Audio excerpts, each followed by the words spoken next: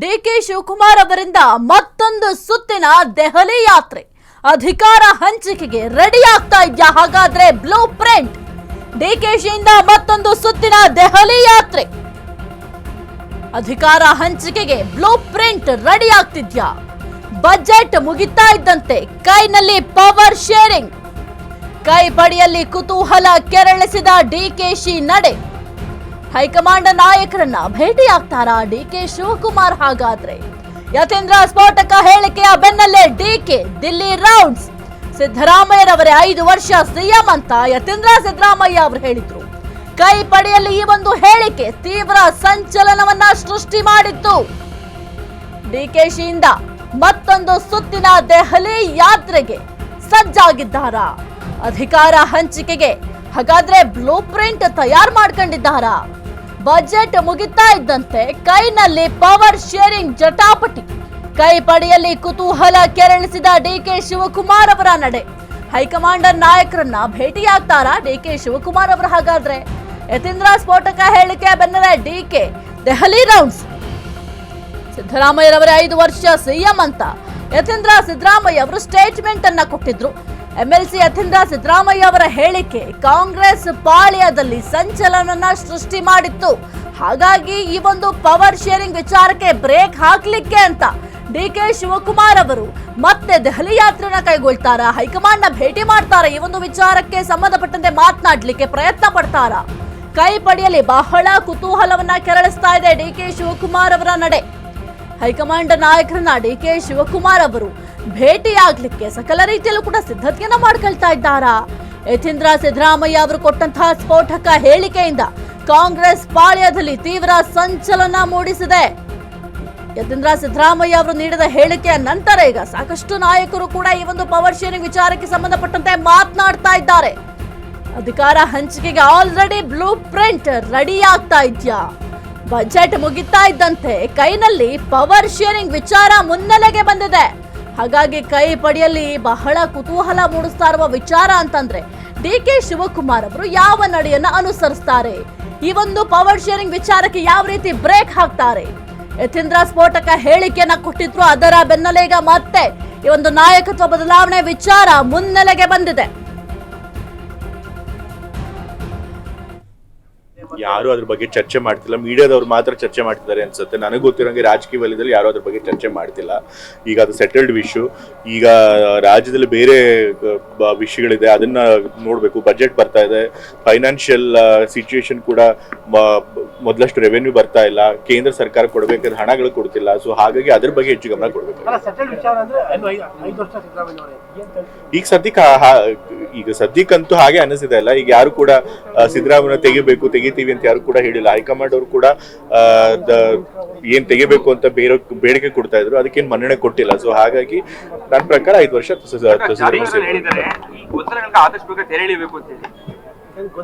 ನನ್ನ ಪ್ರಕಾರ ಏನು ಗೊಂದಲ ಇಲ್ಲ. ಏನ್ ಗೊಂದಲ ಇದೆ ಅಂತ ಸರ್ನೇ ಕೇಳಿ. ನನ್ನ ಪ್ರಕಾರ ಹೈಕಮಾಂಡ್ ಅವರು ಕ್ಲಿಯರ್ ಆಗಿ ಸಿಗ್ನಲ್ ಕೊಟ್ಟಿದ್ದಾರೆ. ಅವರು ಬಾಯ್ಬಿಟ್ಟು ಹೇಳದೇ ಇರ್ಬೋದು, ಬಟ್ ಅವ್ರಿಗೆ ಕ್ಲಿಯರ್ ಆಗಿ ಸಿಗ್ನಲ್ ಕೊಟ್ಟಿದ್ದಾರೆ. ನಾವು ಇವಾಗ ಸದ್ಯಕ್ಕೆ ಯಾವುದೇ ಲೀಡರ್ಶಿಪ್ ಚೇಂಜ್ ಮಾಡಲ್ಲ ಅಂತ ಹೇಳಿ. ಸೊ ಹಾಗಾಗಿ 5 ವರ್ಷ ಸಿದ್ದರಾಮಯ್ಯ ಅವರು ಮುಖ್ಯಮಂತ್ರಿಗಳಾಗಿರ್ತಾರೆ ಅಂತ ನಾನು ನಂಬ್ತೀನಿ. 100 ಜನ ನಿಂತಾರ, 140 ಜನ ನಿಂತಾರೆ. ನೋಡಿ, ಅವರೆಲ್ಲರೂ ಕೂಡ ಯಾಕೆ ಅಂತ ಹೇಳಿದ್ರೆ ಒಂದು ಸಿದ್ಧಾಂತದ ಮೇಲೆ ಅವರೆಲ್ಲರೂ ಕೂಡ ನಿಂತಿದ್ದಾರೆ. ನಾವು ಗೊಂದಲ ಸೃಷ್ಟಿ ಮಾಡಬಾರ್ದು, ನಾವು ಪಕ್ಷವನ್ನ ಹೊಡಿಬೇಡ್ದು, ನಾವು ಅವ್ರ ಪರ ಇವ್ರ ಪರ ಅಂತ ಹೇಳಿ ಗೊಂದಲ ಮಾಡಬಾರ್ದು ಅಂತ ಹೇಳಿ ಎಲ್ರೂ ಮನಸ್ಸಲ್ಲೂ ಇದೆ. ಎಲ್ರಿಗೂ ಆಸೆ ಏನು ಅಂದ್ರೆ ನಾವೆಲ್ಲರೂ ಕೂಡ ಸಮಾನವಾಗಿ ನಡ್ಕೋಬೇಕು, ಈ ಶಿವಕುಮಾರ್ ಅವ್ರಿಗೊಂದು ಅವಕಾಶ ಬೇಕು ಅನ್ನೋದನ್ನ ಮನಸ್ಸಲ್ಲಿ ಎಲ್ಲರೂ ತುಂಬಿಕೊಂಡಿದ್ದಾರೆ. ಎಲ್ರಿಗೂ ಆಸೆ, ಎಲ್ರಿಗೂ ಅದೇ ಆಸೆ ಇದೆ. ಆದ್ರೆ ಗೊಂದಲ ಮಾಡಿ ಈ ಹೇಳಿಕೆಗಳಿಂದ ಗೊಂದಲಗಳನ್ನ ಮಾಡ್ಕೋಬಾರ್ದು, ಸೃಷ್ಟಿ ಮಾಡಬಾರ್ದು ಅಂತ ಹೇಳಿ ಅವರೆಲ್ಲರೂ ಕೂಡ ಕೆಲವರು ಮೌನ ಆಗಿದ್ದಾರೆ, ಕೆಲವರು ಒಳಗೆ ಮಾತಾಡ್ತಾರೆ. ನಾನು ಕ್ಲಿಯರ್ ಕಟ್ ಆಗಿ ಹೇಳ್ತಾ ಇದ್ದೀನಿ, ನಾನು ಮುಕ್ತವಾಗಿ ಹೇಳ್ತಾ ಇದ್ದೀನಿ. ನಾನು ನಮ್ಮ ನಾಯಕರಿಗೆ ಡಿಕೆ ಶಿವಕುಮಾರ್ ಅವ್ರಿಗೆ ಒಂದು ಅವಕಾಶ ಬೇಕು. ಇದೇ ಅವಧಿಯಲ್ಲಿ ಅವ್ರಿಗೆ ಮುಖ್ಯಮಂತ್ರಿಯಾಗಿ ನಾವೆಲ್ಲರೂ ಕೂಡ ನೋಡ್ಬೇಕಂತೇಳಿ ನಾನಂತೂ ಸ್ಪಷ್ಟವಾಗಿ ದೃಢವಾಗಿ ನಾನು ಮನಸ್ಸು ಬಿಚ್ಚಿ ನಾನು ಹೇಳಕ್ಕೆ ನಾನು ಅವತ್ತಿಂದ ಹೇಳ್ತಾ ಇದ್ದೀನಿ, ಇವತ್ತು ಹೇಳ್ತಾ ಇದ್ದೀನಿ. 2-3 ಬಾರಿ ಅವರಿಂದನೇ ಗೊಂದಲ ಸೃಷ್ಟಿ ಆಯ್ತು ಸರ್. ಬಹುತೇಕ 5 ವರ್ಷ ಸಿಎಂ ಅನ್ನೋದು ಸೊ ಇಕ್ಬಾಲ್ ಹುಸೇನ್ ಅವರು ಒಂದು ಬಾರಿ ಮಾತನಾಡಿದ್ದಕ್ಕೆ ನೋಟಿಸ್ ಕೊಟ್ಟಂತಹ ನಾಯಕರುಗಳು 2-3 ಬಾರಿ ದೊಡ್ಡ ಮಟ್ಟಿನ ಗೊಂದಲ ಶುರುವಾದ್ರೂ ಕೂಡ ಯಾಕೆ ಕೊಡ್ತಿಲ್ಲ ಅನ್ನೋದು ಸಿಎಂ ಪುತ್ರ ಅನ್ನೋ ಕಾರಣಕ್ಕ. ಈಗ ಅವತ್ತ ನಾನು ಒಂಥರ ಹೇಳಿದೆ ನಿಮ್ಗೆ ಚಮತ್ಕಾರ ಮತ್ತೊಂದು ಅಂದ್ಬಿಟ್ಟು ಸುಮ್ಮನೆ ಮತ್ತೆ ಅದನ್ನೇ ನಾನು ಹೇಳ್ಬೇಕಾಗ್ತದೆ. ನನಗಾದದನ್ನು ಎಲ್ರಿಗೂ ಆಗಲಿ. ನಾನು ಒಬ್ಬ ಶಾಸಕನೇ, ಅವರು ಒಬ್ಬ ವಿಧಾನ ಪರಿಷತ್ ಸದಸ್ಯರು, ಅವರು ಶಾಸಕರೇ, ಅವರು ಕೂಡ ಎಲ್ರಿಗೂ ಒಂದೇ ನ್ಯಾಯ ಆಗಬೇಕು. ಅದನ್ನ ಯಾರು ಅದನ್ನ ಆಡಳಿತ ನಡೆಸ್ತಾ ಇದ್ದಾರೆ, ಯಾರ ಸ್ಥಾನದಲ್ಲಿ ಕೂತಿದ್ದಾರೆ, ಆ ನ್ಯಾಯವನ್ನು ಅವರೆಲ್ಲರೂ ಕೂಡ ಕೊಡಬೇಕಾದ ಧರ್ಮ ಅವ್ರದ್ದು. ಅವ್ರು ಅದನ್ನ ಮಾಡ್ಕೋಬೇಕು. ನನಗೆ ಯಾಕೆ ಕೊಡ್ಲಿಲ್ಲ ಅಂತ ನನಗೆ ಕೇಳಕ್ ಬರಲ್ಲ. ಕೊಟ್ಟರು ಪರವಾಗಿಲ್ಲ, ಕೊಡದಿರೋ ಪರವಾಗಿಲ್ಲ. ಅವ್ರು ಇನ್ನೂ 10 ನೋಟಿಸ್ ಕೊಟ್ಟರು ನಾನು ಅದೇ ಉತ್ತರ ಬರ್ತದೆ ನಮ್ಮ ಹತ್ರ. ನಾನು ಅದೇ ನಿರ್ಧಾರದ ಮೇಲೆ ಅದೇ ಉತ್ತರ ನಿಂತ್ಕೊಳ್ತೀನಿ.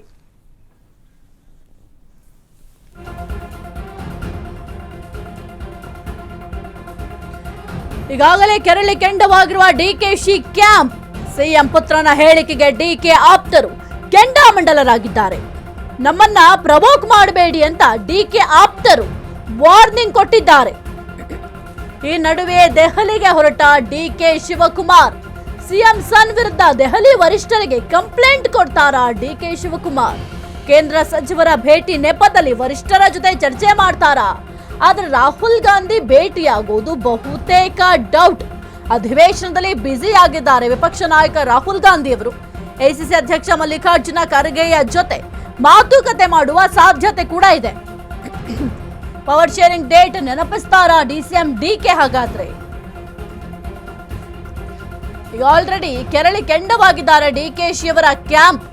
ಸಿಎಂ ಪುತ್ರನ ಹೇಳಿಕೆಗೆ ಡಿಕೆ ಆಪ್ತರು ಕೂಡ ಬಹಳ ಕೋಪದಲ್ಲಿದ್ದಾರೆ. ನಮ್ಮನ್ನ ಪ್ರವೋಕ್ ಮಾಡಬೇಡಿ ಅಂತ ಡಿಕೆ ಆಪ್ತರು ವಾರ್ನಿಂಗ್ ಕೊಟ್ಟಿದ್ದಾರೆ. ಈ ನಡುವೆಯೇ ದೆಹಲಿಗೆ ಡಿಕೆ ಶಿವಕುಮಾರ್ ಅವರು ಹೊರಟಿದ್ದಾರೆ. ಸಿಎಂ ಸನ್ ವಿರುದ್ಧ ದೆಹಲಿ ವರಿಷ್ಠರಿಗೆ ಕಂಪ್ಲೇಂಟ್ ಕೊಡ್ತಾರಾ ಡಿಕೆ? ಕೇಂದ್ರ ಸಚಿವರ ಭೇಟಿ ನೆಪದಲ್ಲಿ ವರಿಷ್ಠರ ಜೊತೆ ಚರ್ಚೆ ಮಾಡ್ತಾರಾ? ಆದ್ರೆ ರಾಹುಲ್ ಗಾಂಧಿಯನ್ನ ಭೇಟಿಯಾಗೋದು ಬಹುತೇಕ ಡೌಟ್. ಯಾಕಂತಂದ್ರೆ ಅಧಿವೇಶನದಲ್ಲಿ ವಿಪಕ್ಷ ನಾಯಕ ರಾಹುಲ್ ಗಾಂಧಿ ಅವರು ಬ್ಯುಸಿ ಆಗಿದ್ದಾರೆ. ಹಾಗಾಗಿ ಅವರನ್ನ ಭೇಟಿ ಮಾಡೋದು ಬಹುತೇಕ ಡೌಟ್. ಆದ್ರೆ ಎಸಿಸಿ ಅಧ್ಯಕ್ಷರಾಗಿರುವಂತಹ ಮಲ್ಲಿಕಾರ್ಜುನ ಖರ್ಗೆ ಅವರನ್ನ ಭೇಟಿ ಮಾಡಬಹುದಾಗಿದೆ. ಹಾಗಾಗಿ ನೋಡ್ಬೇಕಾಗುತ್ತೆ. ಡಿಕೆ ಶಿವಕುಮಾರ್ ಅವರು ದೆಹಲಿಗೆ ಹೋದಂತಹ ಸಂದರ್ಭದಲ್ಲಿ ಮುಖ್ಯವಾಗಿ ಯತೀಂದ್ರ ಸಿದ್ದರಾಮಯ್ಯ ಅವರು ನೀಡಿರುವಂತಹ ಸ್ಟೇಟ್ಮೆಂಟ್ ಬಗ್ಗೆ ಕೂಡ ಚರ್ಚೆ ಮಾಡಬಹುದು.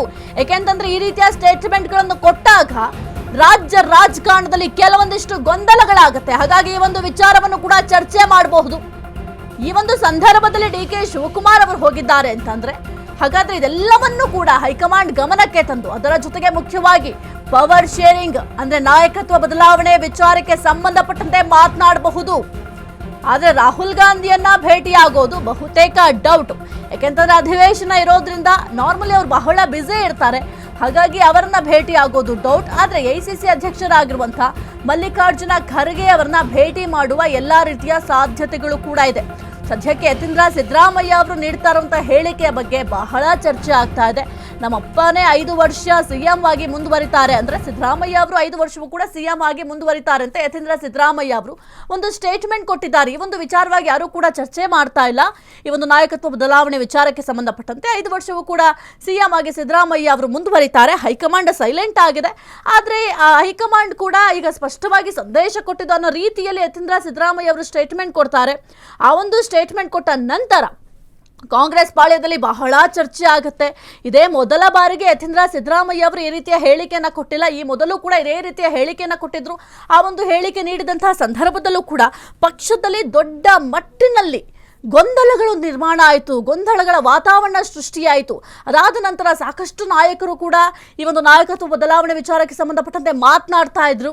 ಆದರೆ ಅದೆಲ್ಲವೂ ಕೂಡ ಸ್ವಲ್ಪ ಮಟ್ಟಿಗೆ ತಣ್ಣಗಾಗಿತ್ತು. ಚಳಿಗಾಲದ ಅಧಿವೇಶನದ ಸಂದರ್ಭದಲ್ಲಿ ಸಿಎಂ ಡಿಸಿಎಂ ಇಬ್ಬರು ಕೂಡ ಒಂದು ಬ್ರೇಕ್ಫಾಸ್ಟ್ ಮೀಟಿಂಗ್ಗಳನ್ನು ಮಾಡಿದ್ರು. ಬ್ರೇಕ್ಫಾಸ್ಟ್ ಮೀಟಿಂಗ್ ಮಾಡಿ ಯಾರು ಕೂಡ ಈ ಒಂದು ವಿಚಾರವಾಗಿ ಮಾತನಾಡಬಾರ್ದು ಅಂತ ಸ್ಪಷ್ಟವಾಗಿ ಹೇಳಿದ್ರು. ಯಾಕೆಂತಂದ್ರೆ ಹೈಕಮಾಂಡ್ ಅವರೇ ಸ್ಪಷ್ಟ ಸಂದೇಶವನ್ನ ಕೊಟ್ಟಿದ್ರು.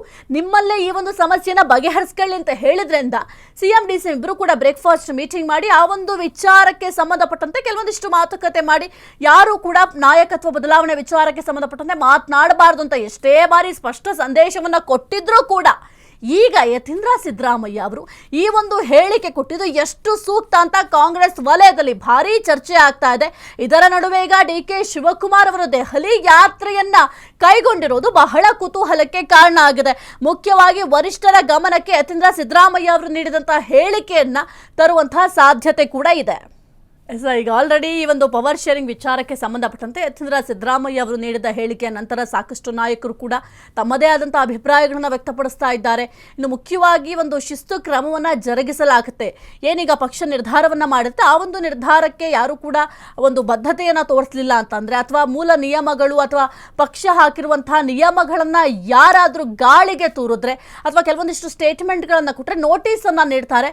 ಮುಖ್ಯವಾಗಿ ಇಕ್ಬಾಲ್ ಹುಸೇನ್ ಅವರು ಅಷ್ಟೇ ಈ ಮೊದಲು ಒಂದು ನಾಯಕತ್ವ ಬದಲಾವಣೆ ವಿಚಾರಕ್ಕೆ ಸಂಬಂಧಪಟ್ಟಂತೆ ಮಾತನಾಡಿದ್ರು, ಅವರಿಗೆ ನೋಟಿಸ್ ಕೂಡ ಕೊಟ್ಟಿದ್ರು. ಆದರೆ ಯತೀಂದ್ರ ಸಿದ್ದರಾಮಯ್ಯ ಅವರು 2-3 ಬಾರಿ ಈ ಒಂದು ನಾಯಕತ್ವ ಬದಲಾವಣೆ ವಿಚಾರ ಬಗ್ಗೆ ಮಾತನಾಡಿದ್ರು ಕೂಡ ಯಾವುದೇ ರೀತಿಯ ಶಿಸ್ತು ಕ್ರಮವನ್ನು ಜರುಗಿಸಿಲ್ಲ, ನೋಟಿಸ್ ಕೂಡ ಕೊಟ್ಟಿಲ್ಲ. ಹಾಗಾಗಿ ಕೆಲವೊಂದಿಷ್ಟು ನಾಯಕರಿಗೆ ಭಾರಿ ಅಸಮಾಧಾನ ಕೂಡ ಇದೆ. ಇದರ ನಡುವೆಯೇ ಈಗ DK ಶಿವಕುಮಾರ್ ಅವರು ಈಗ ದೆಹಲಿ ಯಾತ್ರೆಯನ್ನು ಕೈಗೊಂಡಿದ್ದಾರೆ.